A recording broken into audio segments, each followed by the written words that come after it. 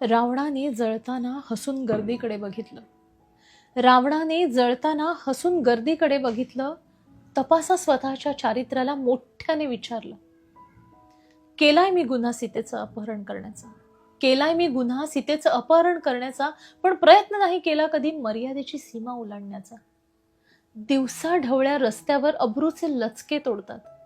अरे दिवसा ढवळ्या रस्त्यावर अब्रूचे लचके तोडतात आणि सभ्यपणाचा आव दाखवून दरवर्षी मला जाळता. तुम्हा मानवापेक्षा राक्षस म्हणून मी ठरलो भारी, तुम्हा मानवापेक्षा राक्षस म्हणून मी ठरलो भारी. केला नाही अपमान सीतेचा कधी माझ्या दारी. हुंड्याच्या लालसेपोटी तुम्ही हजारो सीता जाळल्या, हुंड्याच्या लालसेपोटी तुम्ही हजारो सीता जाळल्या. वंशाच्या दिवट्यांसाठी गर्भात कळ्या मारल्या. हक्क नाही तुम्हाला मला बदनाम ठरवण्याचा, हक्क नाही तुम्हाला मला बदनाम ठरवण्याचा.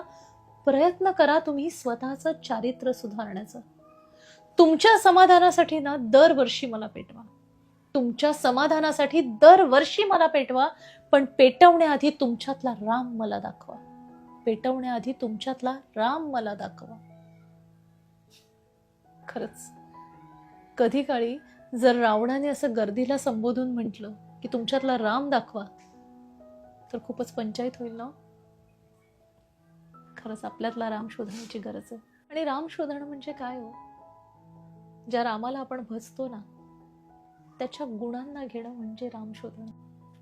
त्याच्यासारखं हो, तेव्हा खरं आपल्याला राम कळला असं म्हणता येईल. कविता आवडली असेल तर नक्की लाईक शेअर करा. पुन्हा भेटूयात अशाच एखाद्या छानशा कवितेसहित पुढच्या व्हिडिओमध्ये. तोपर्यंत नमस्कार.